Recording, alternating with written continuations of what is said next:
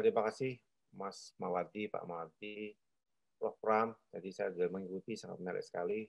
Bapak Ibu sekalian, Assalamualaikum warahmatullahi wabarakatuh. Saya mau cek suara saya sudah terdengar, nggih? Sampun, Pak. Sampun, Pak. Siap, saya izin share.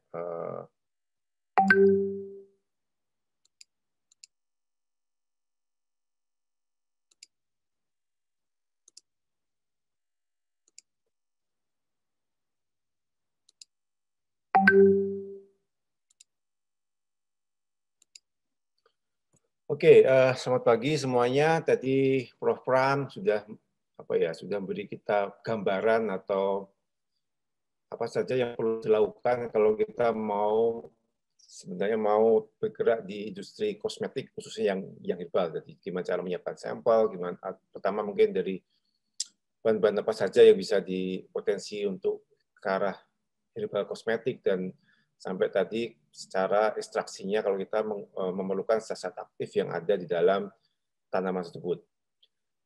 Tadi di slide terakhir beliau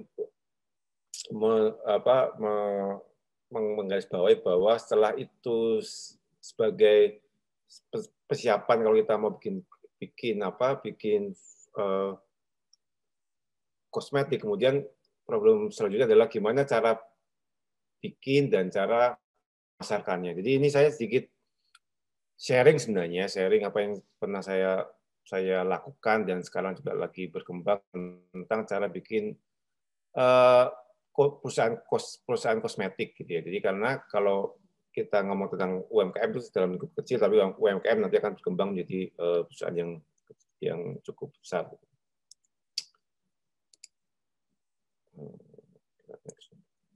Ya, cantik ini adalah gambaran cantik kita gitu ya, dari orang Indonesia ya, cantik yang kayak gitu. Jadi cantik merupakan idaman semua wanita gitu ya.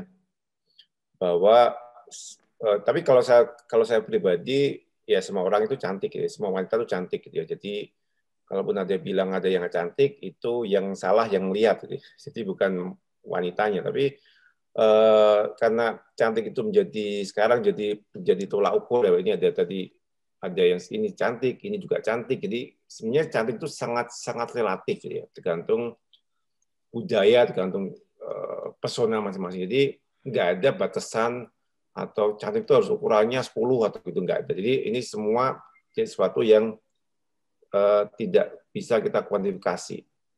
Tetapi kebutuhan cantik ini itu sekarang sangat besar sekali ya. Jadi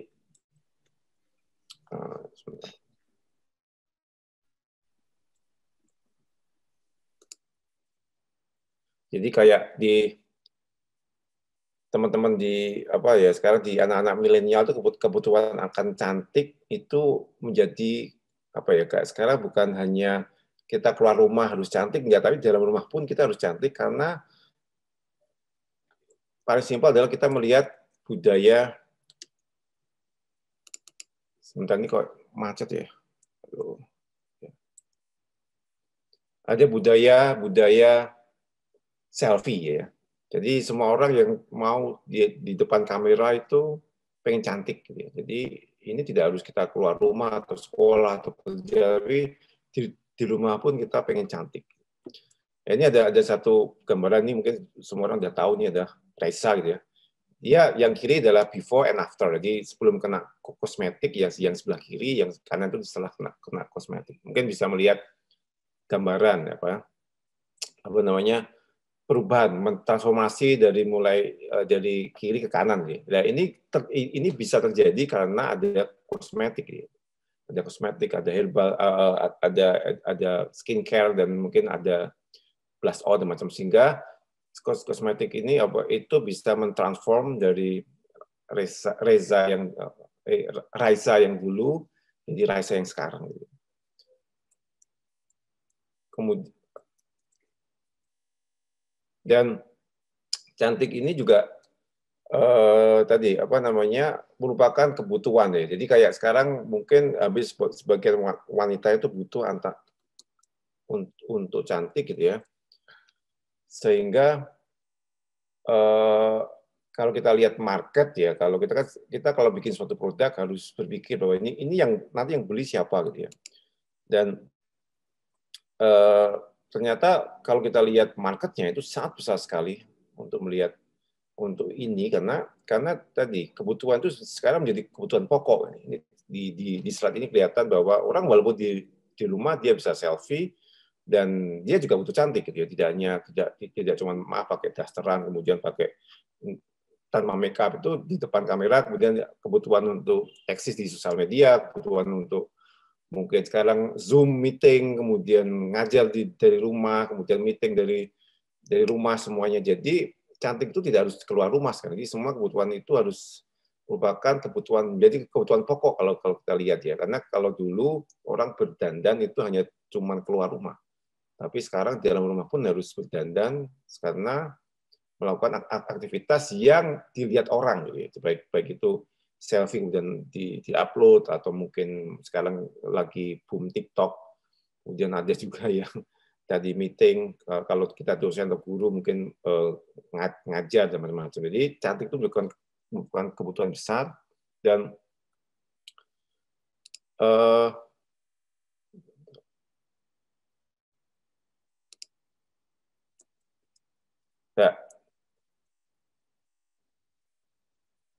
ya ini adalah modal besar dari kita. Jadi tadi kita tahu bahwa demand-nya sangat luas sekali, besar sekali karena Indonesia itu punya 250 juta orang dan sepertiga mungkin 2/3-nya adalah wanita yang butuh cantik tadi ya. Dan tadi Prof. Fran juga sudah menjelaskan bahwa kosmetik itu bisa dibikin karena kita topiknya sekarang dengan herbal adalah dari apa yang kita miliki. Jadi modal dasar Indonesia sebagai negara tropis itu sangat besar sekali karena kita punya keanekaragaman hayati yang punya potensi yang luar biasa dan ini menjadi modal dan daya saing sebenarnya kalau kita mau nanti katakanlah bersaing secara global karena kita punya potensi yang tidak dipunyai oleh negara lain. Tapi ini potensi ini nggak akan bisa tergarap dengan baik kalau kita nggak tahu atau nggak bergerak untuk memanfaatkan potensi yang ada. Ini agak dan potensi ini tadi Prof. Fran tadi sudah menjelaskan gimana cara mengambil potensi yang ada di alam Indonesia ini diekstrak ya, jadi dengan macam-macam dari dengan cara dengan air, dengan solvent, dengan uap, kemudian tadi ada teknik-teknik yang lain sehingga kita bisa memanfaatkan sumber-sumber yang potensi tadi dari alam tadi diekstrak keluar gitu ya, menjadi potensi yang bisa manfaatnya adalah ya tadi Prof. juga sudah menjelaskan kita punya banyak sekali herbs yang potensinya sangat besar sekali dan ini yang tidak dipunyai oleh negara lain. Jadi kalau kita melihat kan gini, kalau kita mau mulai usaha gitu ya, itu kan harus melihat apakah barang kita atau produk kita tadi potensinya besar atau enggak, apakah bisa bersaing enggak dengan orang lain ya. Nah, ini menjadi modal dasar kalau kita bisa mau bersaing karena yang mempunyai keanekaragaman yang luar biasa ini adalah cuman nggak banyak negara gitu ya. Jadi Indonesia salah satunya kalau kita mau bersaing di sini sehingga potensi saingnya sangat tinggi sekali. Dan ini ada juga ada gambar tentang bonus demografi kita. Jadi sekarang itu Indonesia mengalami bonus demografi. Jadi setiap negara itu setiap 100 tahun sekali dia memiliki bonus demografi di mana masyarakat yang mempunyai penduduk yang mempunyai umur 15 sampai 30 tahun itu sangat besar sekali. Jadi penduduknya lebih gendut di bawah gitu ya, yang senior itu sedikit sekali. Nah, ini adalah potensi market yang sangat tinggi sekali untuk kita sasar gitu ya. Ini katakanlah ada female-nya sekitar 50%, jadi 50. Jadi kalau kita bagi aja Indonesia punya 250 atau 260 juta, berarti ada sekitar 250 bagi 2, jadi sekitar 125 juta potensi kira-kira market untuk cantik ini atau untuk kosmetik ini. Jadi ini besar sekali. Kita kalah hitungannya kita ngambil 1% itu sudah cukup luas dan sangat besar sekali.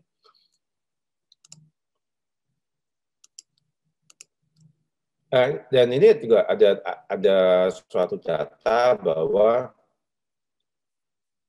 ekspor kita itu tembus di kosmetik itu, dan ini juga mungkin agak bersama dengan farmasi sekitar 4,4 triliun. Itu angka sangat besar sekali. Yang ini adalah potensi dari market kita yang bisa kita ekspor juga. Tadi pertama dari market dalam negeri juga sangat emerging, tinggi sekali, dan juga kita lihat dari ekspor kita juga sangat tinggi sekali, 4,4 triliun untuk kosmetik ini. Sehingga ini menjadi potensi yang sangat besar sekali. Ini adalah sedikit saya ada gambaran tentang type of skincare yang mungkin banyak digunakan, dan Indonesia itu menjadi apa ya, produk skincare yang cukup tinggi sekali ya, jadi hampir 70%. Kalau kita lihat Korea, walaupun Korea itu punya skincare yang atau kosmetik yang cukup maju, cuman dari segi angka Indonesia lebih menonjol ya. Itu kenapa tidak bisa bersaing, karena mungkin kita tidak siap secara infrastruktur, kita tidak siap secara marketing, atau produk-produk kita masih ketinggalan dengan produk-produk bangsa lain. Tapi potensi kita sangat tinggi sekali. Jadi ini memberi kesadaran kita semua bahwa dengan potensi ini kita bisa maju bareng-bareng sebenarnya. Tapi ya perlu ada saling bertukar informasi untuk meningkatkan potensi yang ada gitu ya. Dan itu tadi potensi itu, karena keanekaragaman hayati tadi Prof. Ram sudah banyak menyinggung, potensi pasar besar sekali, tidak akan terdeliver dengan baik kalau kita tidak mulai memikirkan produk inovasinya apa gitu. Karena produk inovasi itu sangat penting sekali kalau kita sudah mulai ngomong tentang pasar. Jadi ya problem dari startup atau teman-teman yang mulai bergerak di kosmetik kadang-kadang berpikir, alah pakai kemasannya aja cukup, yang penting laku gitu. Iya sih laku sih, cuman tidak akan bisa menembus pasar yang lebih besar gitu.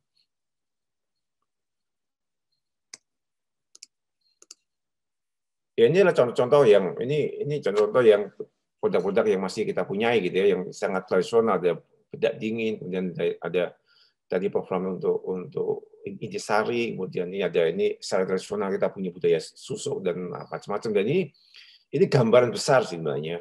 Mau nggak mau kita itu kalau kadang-kadang sekarang memberikan kosmetik tradisional itu ya kayak gini gitu ya. Tapi memang sekarang sudah mulai berkembang dengan banyak kosmetik yang muncul di pasaran dengan label yang bahan alam gitu ya, tapi dengan lebih baik. Tapi ini adalah gambaran besarnya yang mungkin problem terbesar dari ini adalah kemasannya kurang menarik. Jadi presentasinya itu kurang menarik. Kalau di dunia kuliner, platingnya itu kurang bagus ya. Jadi karena ini juga nanti akhirnya juga orang juga malas untuk membeli ini, karena tadi bonus demografi kita adalah tengah-tengahnya itu adalah anak muda, anak milenial yang harus kelihatan keren gitu ya. Jadi kalau nggak keren dia nggak akan mau gitu ya.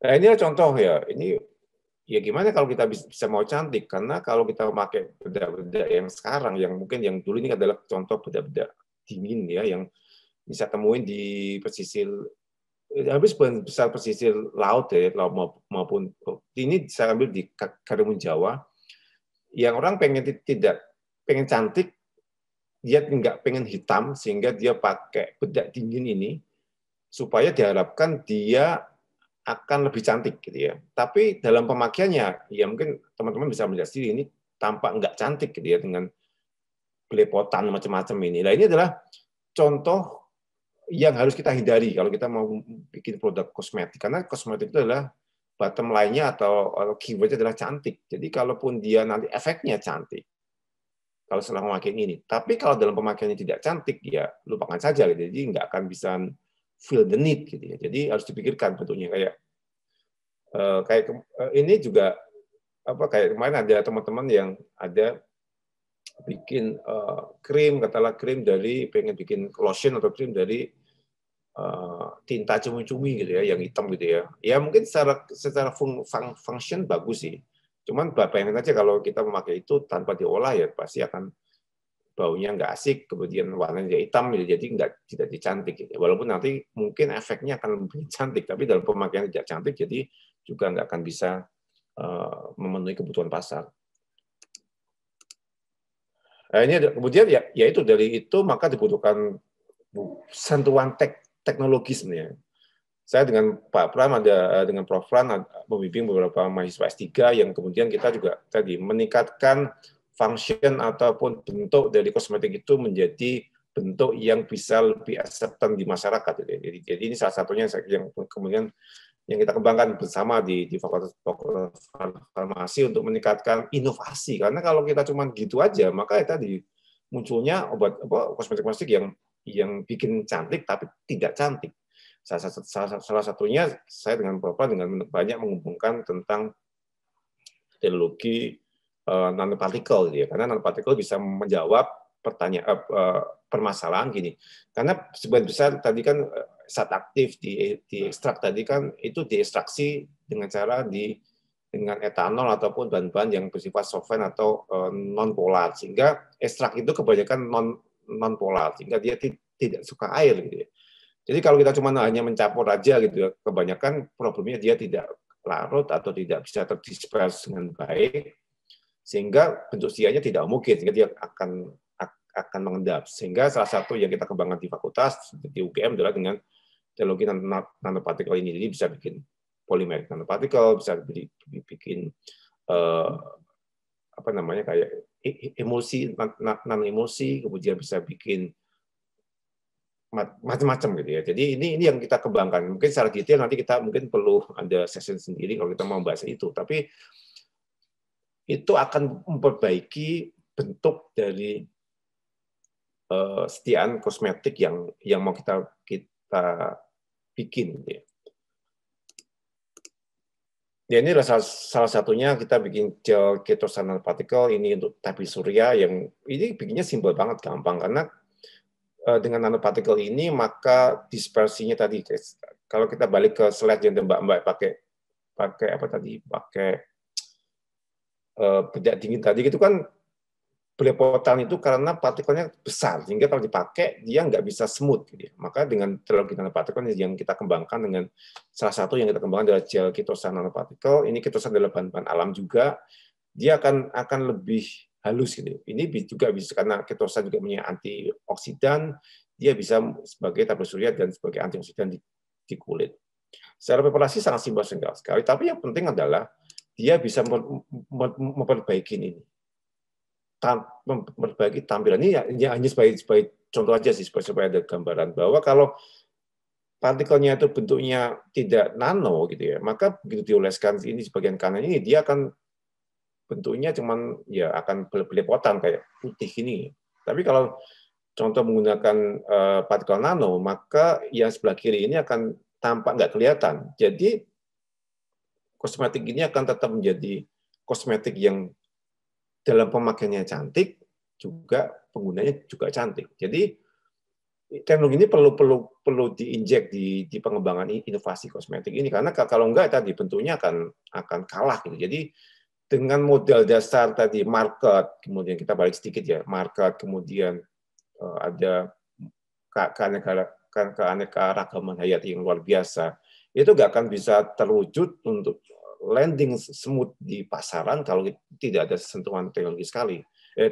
Tidak ada sentuhan teknologi sama sekali, sehingga teknologi ini kalau kita ngomong tentang startup itu adalah core-nya sebenarnya, core bisnisnya dari startup adalah bentuk dari kita meng-create teknologi yang nanti bisa memperbaiki sesuatu yang berbeda, sehingga kalau kita mau ngomong tentang jualan atau kita tentang tadi entrepreneur itu memboosting jualan kita gitu. Nah, ini salah satunya kita nanti mungkin nggak saya jelas. Ya, ini yang kita coba create gitu ya di fakultas, karena semua anak bimbingan saya di fakultas itu kalau ujian itu harus bawa prototype. Jadi semua mahasiswa harus bikin hasil penelitiannya dalam bentuk prototype. Ini semua yang mendesain mahasiswa semua. Saya cuma memberi arahan aja. Jadi ini adalah supaya kita bisa mulai membayangkan nih kalau ini contoh aja gini untuk kemarin yang kita bikin untuk paper battle ya, atau untuk hand sanitizer gitu ya. Ini salah satu yang bisa kita kembangkan. Mungkin beberapa mungkin dari peserta adalah dosen yang punya mahasiswa, jadi bisa aja kita mulai dari situ, karena inovasi itu harus bisa kita kembangkan di level-level terkecil ya. Sehingga kalau kita sudah biasa membuat produk, maka itu menjadi habit kita. Ya mungkin dalam step-step awal ini tidak bagus ya, tidak bagus, ini kan step awal sekali, tapi minimal dari sini kita bisa memberi bayangan bahwa ini akan bisa kita scale up. Jadi salah satunya yang kita kembangkan antiseptik dengan daun sirih, kemudian kita combine dengan teknologi nanopartikel, kemudian ini meningkatkan efektivitas dari antibakterinya gitu ya. Sehingga beberapa bulan yang lalu pada saat COVID ini menjadi cukup heboh karena UGM mengekspos ini, sehingga kita menjadi ada suatu tekan baru menggunakan herba sebagai antiseptik, karena waktu itu ada problem bahwa alkohol di pasar itu sangat minim sekali. Dan ini juga slide ini juga menunjukkan ini adalah karya mahasiswa saya gitu ya. Jadi mereka ini adalah kita memakai ekstrak serai, ekstrak kunyit, dan ekstrak yang apa namanya sebentar. Ini adalah contoh kita menggunakan ekstrak berbasic ekstrak etanolik gitu ya, yang dia kalau kita bikin gitu saja menggunakan dicampur dengan lotion itu tanpa ada inovasi, itu dia akan gampang misah ya. Jadi ini kita bikin nanopartikel, base, jadi pakai apa namanya, pakai emosi gitu ya. Kemudian emosi itu kita formulasikan menjadi lotion. Jadi ini contoh menjadi particle liquid soap gitu ya, sabun ya, yang dia menggunakan ada kunyit, serai, dan yang lainnya gitu. Dan sirih ini kan simpel sekali ya, semua orang bisa bikin, dan ini menjadi start awal untuk kita bisa mengembangkan produk-produk yang lainnya gitu ya. Karena kalau tanpa tadi saya bilang tanpa inovasi, ekstrak itu akan misah kalau kita bikin sediaan yang untuk kosmetik maupun body care. Ini adalah salah satunya tadi, ada bentuk body wash, kemudian ada tadi yang spray nanopartikel tadi.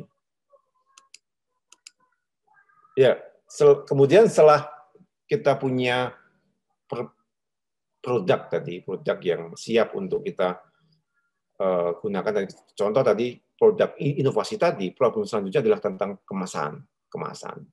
Karena kemasan ini menjadi sangat-sangat penting sekali, karena kalau kita mau bertarung di luar sebagai produk yang baru gitu ya, kemasan menjadi kunci gitu ya. Karena pertama orang akan gampang diyakinkan kalau kemasan kita meyakinkan. Orang akan merasa, ini contoh aja yang digambarkan adalah produk-produk dari body shop yang itu juga based on herbal, ada mengandung coconut oil, mengandung sari mawar, mengandung jeruk, mengandung mint, juga mengandung strawberry. Ini adalah bentuk-bentuk sediaan yang berasal dari alam, berasal dari sekitar kita, berasal dari herb, tapi dikemas secara modern. Jadi kalau kita lihat kesannya dia aman pertama, looks cool gitu kan, karena kita berhadapan dengan teman-teman yang milenial dan mempunyai tampilan yang menarik. Jadi kalau orang mau beli itu tidak malu gitu ya. Kadang-kadang kita tuh bilang, hasil kita kan bagus kan, produk kita bagus, efeknya luar biasa. Tapi efek luar biasa itu akan mulai dirasakan orang kalau mereka sudah mulai membeli gitu ya. Nah, force atau kebutuhan orang membeli itu kadang-kadang tidak melihat dari kualitas dulu, tapi melihat dari kemasan. Jadi kemasan itu is not the question, dia harus cantik, harus bagus, sehingga anak-anak milenial tadi yang tadi positif demografi tadi tidak malu untuk bawanya. Jadi ini mungkin gampang saja, mungkin bisa aja kita hire atau bisa jandake gitu ya ke teman-teman yang dari desain grafis atau ke desain produk untuk coba bikin kemasan-kemasan yang menarik, semenarik mungkin, ya. Jadi kemasan dulu menarik, kemudian isinya juga harus bagus. Tapi pertama dulu harus menarik isinya, karena orang akan bergerak membeli itu kalau kemasannya menarik. Kalau orang milenial bilang kemasannya lucu gitu ya, jadi sehingga dia menarik untuk dibeli. Ini contoh-contoh, ini saya ambil aja dari internet gitu ya, kemasan ya. Ini contoh kosmetik yang based on bambu. Jadi dia menggunakan semua dari bambu, dari mulai akar, batang maupun daun untuk kebutuhan produk mereka. Jadi ini adalah walaupun ini berasal dari herbal, tapi kan kalau kita lihat dari ini kan kelihatan school gitu ya, bagus, cantik. Kalau saya lihat gambarnya saya merasa aman, safe gitu ya. Kemudian kelihatan segar karena hijau kan identik dengan herbal gitu ya. Jadi ini adalah contoh-contoh yang mungkin bisa kita kembangkan. Jadi jangan berpikir bahwa kemasan itu tidak penting. Kemasan itu sangat-sangat penting. Nah, ini contoh yang mungkin yang banyak lagi beberapa saat lalu heboh tentang Nature Republic. Ini produk-produk Korea yang dia mengemas lidah buaya. Tadi Prof. Franz juga banyak mengemas ke sana tentang potensi lidah buaya kita dan efeknya. Ya, ini kan sebenarnya kan ya lucu juga sebenarnya kita sebagai negara tropis itu potensi lidah buayanya sangat tinggi sekali gitu. Tapi gimana malah ini yang jualan malah orang-orang Korea gitu ya. Ya problemnya adalah kalau saya lihat dari sini adalah kemasan kita kurang menarik ya dengan ini gitu ya. Karena ini kan juga ada kelihatan segar, kelihatan fresh, kelihatan kayak kita pakai itu ada efek menyejukkan. Jadi ini perlu menjadi dasar berpikir kita mau bergerak di berjualan tadi. Nah, ini adalah contoh ini contoh kalau kita ke supermarket, ke mana sih? Ke Carrefour atau Carrefour sudah tutup mungkin ya, tapi kayak di Superindo, kemudian di Matahari itu kan ini kayak gini penuh. Kalau kita produk kita itu nggak menarik secara kemasan, gimana orang bisa notice itu produk kita gitu. Jadi biasanya kalau saya sih sama teman-teman ada di mahasiswa kalau tanya, Pak, ini kemasan saya menarik atau enggak ya? Ya udah aja Anda ke supermarket, coba Anda taruh di situ. Apakah itu melawan produk kayak gitu banyak gitu. Itu bisa langsung kita lihat apakah produk itu kelihatan atau kelihatan tradisional, maaf. Itu bisa kelihatan langsung karena kita betul-betul mengcompare dengan kenyataan. Karena kalau kita tempelkan di sana, kemudian produknya itu kelihatan tradisional tanpa ada narasi, maka itu juga orang nggak akan bergerak ngambil dan membeli gitu ya. Kecuali kalau di situ ada dia bisa menjelaskan. Tapi kan produk itu kan nggak bisa teriak-teriak sendiri. Dia bisa teriak untuk coba mempresent produknya sendiri dengan cara ya kemasannya harus bagus, kemasannya harus lucu, harus beda dengan lainnya, sehingga kalau kita orang ngambil ini saya yang suka gitu ya. Dan itu perlu kita tekankan di kita bahwa kemasan itu sangat penting sekali. Dan juga pastinya kemasan itu juga tidak boleh nyalahi aturannya. Ada salah satu cara bikin label dari Badan POM gitu ya tentang nama kosmetiknya, kemudian ini cara kegunaannya, kemudian ada kontraindikasi, ada notifikasinya MD atau ED macam-macam. Ini ada masa kadaluarsanya. Jadi semua informasi itu harus ada di kemasan kita. Karena ini adalah nantinya karena produk ini nanti akan kita registrasikan di Badan POM gitu ya. Jadi ini adalah syarat ya mungkin nanti pembicara selanjutnya tentang Bu Vivi akan menjelaskan tentang mungkin tata cara atau urutan gitu ya tentang registrasi ini. Ya, dan kemudian setelah kita punya kemasan, punya produk, punya kemasan, terus pertanyaan selanjutnya adalah gimana cara bikinnya. Nah, ini yang banyak dilakukan oleh teman-teman di startup. Kalau kita startup itu kan perusahaan kecil, kayak bahasa tradisional adalah UMKM. Kalau kita untuk bikin kosmetik udah beli pabrik atau bikin pabrik ya, maka yang semua orang nggak akan bisa gitu ya, karena kan investasinya sangat besar sekali dan kita nggak punya akses ke sana, sehingga cuman piapi aja. Oh gimana nih gitu. Karena kan gini, karena salah satu syarat ya nanti produk itu bisa diregistrasi Badan POM adalah dia harus dibikin oleh pabrik yang mempunyai sertifikat cara bikin kosmetik yang baik semacam itu. Nah ini tidak semua pabrik atau kita punya itu. Jadi kalau kita berpikir oh kita mau bikin pabrik untuk produk kita, untuk awalnya ini menjadi suatu ya hal yang menurut saya nearly impossible karena kita nggak punya akses di sana. Kecuali kalau kita punya diinjek dengan dana yang besar sekali oleh investor. Tapi kita kalau kita lihat sekarang trennya adalah semua produk-produk inovasi yang brand-brand lokal kayak di Jogja itu banyak sekali brand-brand lokal itu semua maklun semua. Mereka dibikinkan oleh pabrik yang sudah mempunyai sertifikat cara bikin kosmetik yang benar. Ya. Jadi kita bicara dengan pabriknya atau maklonnya untuk bisa memproduksi produk kita dengan kuantiti tertentu. Nah, di sini kita akan mendapatkan izin, pasti izin dari Badan POM dan dari MUI.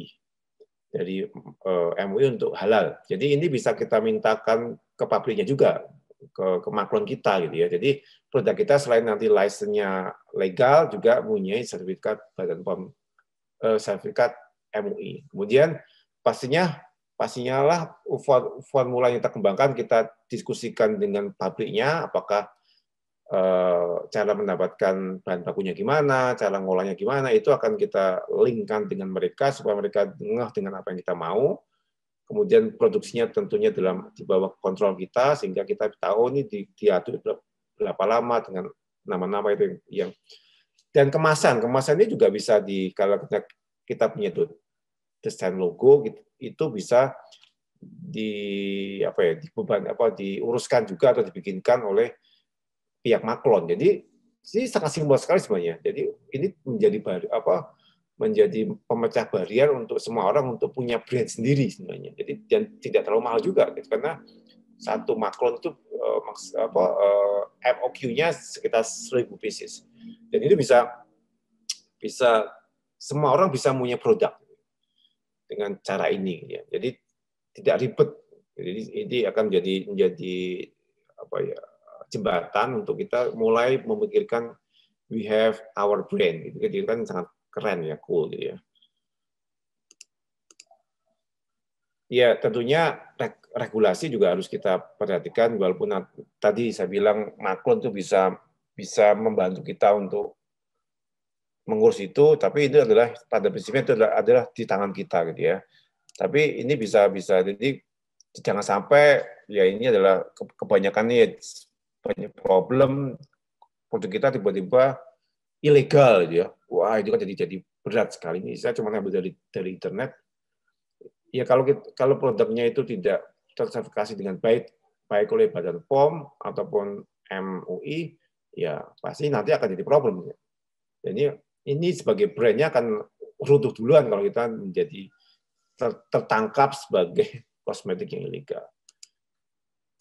Ini juga halal juga penting karena hampir sebagian besar konsumen kita adalah Muslim. Jadi itulah yang dilakukan oleh Wadah untuk mencoba menggait pasar-pasar itu sehingga menjadi tagline mereka bahwa itu adalah produk kosmetik halal. Ya ini bisa kita mintakan ke MUI karena kalau kita menggunakan pabrik maklon tadi yang sudah tersertifikasi MUI maka kita juga berhak mempunyai produk yang mempunyai label halal dari MUI. Jadi selain produknya aman, legal dan halal. Langkah terakhir adalah e-commerce. Gimana cara menjualnya? Jadi setelah kita punya produk bagus, siap katakanlah kita punya 1.000 pieces, kemudian kita siap untuk jual. Sekarang dengan era teknologi 4.0 sekarang, maka ini ada e-commerce. kita bisa penjualan secara online bahasanya, baik melalui e-commerce yang sudah ada dari kayak Shopee, Bukalapak, Tokopedia, Blibli, dan macam-macam. Itu kita bisa bikin akun sendiri secara pribadi, atau kita bisa bikin website gitu ya, yang kita kelola sendiri, itu menjadi toko kita. Jadi kita sebenarnya untuk start awal tidak perlu punya toko yang offline, karena toko offline itu sangat mahal investasinya gitu ya, karena harus punya toko, punya gerai dan macam-macam, itu sangat mahal. Sebagai sebuah startup sangat susah menurut itu. Jadi ini salah satu yang gampang ya untuk kita. Juga bisa juga selain e-commerce kita bisa jualan di account kita di sosial media kita. Jadi pakai semua orang pasti akan kenal dengan Twitter, kenal dengan Instagram, kemudian ada brand Pirate, kemudian bisa dengan macam-macam. Nah, ini kan bisa kita kelola sendiri kita kalau kita punya produk, kita bisa mulai jualan dengan di situ karena di setiap sosial media dia punya yang namanya marketplace. Kita bisa kampanye situ, kita bisa dia itu for free gitu ya. Maksudnya tidak berbayar juga, jadi gampang juga dan kita punya jaringan sangat luas sekali kan. Jadi bisa sangat luas sekali, gampang untuk kampanye atau beriklan. Jadi bariernya sangat kecil sekali. Ya memang akhirnya kalau kita sudah besar dia, maka toko offline itu menjadi satu penting ya. Karena offline itu menjadi muka kita di alam nyata gitu ya, bahwa produk kita banyak, produk kita itu sudah banyak yang beli, kita punya toko yang qualified. Jadi orang itu juga akan gampang mengakses itu sehingga. Ya tadi mungkin sedikit tadi Pak Nanang berpikiran bahwa IAI kan punya gerai apotek yang besar sekali di Jogja. Itu bisa kita manfaatkan bareng-bareng untuk menjual sebagai etalase produk-produk dari anggota IAI yang ada. Kita koordinasikan aja sih untuk teknisnya. Tapi offline ini juga penting sekali untuk tadi, karena nggak semua orang itu convenient dengan online. Jadi orang-orang yang di atas 40 mungkin kurang suka untuk online. Karena kalau beli offline ini kan kita bisa melihat barangnya, kita pegang barangnya, mungkin mencoba membau gitu ya, mungkin ada sampelnya juga kalau kita mau beli lotion bisa coba-coba duluan gitu. Jadi ini harus punya kayak gini. Cuman nih, untuk awal-awal mungkin sebagai orang yang pertama kali berusaha di dunia startup mungkin ini belum satu pilihan yang harus, tapi tadi ini ke depan juga harus dipikirkan. Ya, gitu aja. Dan tadi, at the end of the day, let's start. Jadi jangan cuma berteori, omong-omong terus, gitu ya, tapi dicoba aja. Dimulai langkahnya sekecil mungkin, nantinya pasti akan berkembang. Semua masalahnya akan datang, kita mencoba mengadres apa yang dibikin. Tapi pada prinsipnya adalah semua mempunyai semua potensi yang saya jelaskan tadi itu bisa kita gunakan. Jadi kita punya potensi yang luar biasa, kita punya knowledge yang cukup gitu ya untuk mencoba untuk bikin produk yang nantinya juga bermanfaat untuk kita pribadi, bermanfaat untuk family kita, kalau itu bisa memberikan income dan juga akan bermanfaat untuk orang banyak, dalam hal ini adalah masyarakat atau manusia, sehingga ya tadi sebaik-baiknya manusia adalah manusia yang bermanfaat. Jadi ini adalah tujuannya ke situ sebenarnya. Kalau income adalah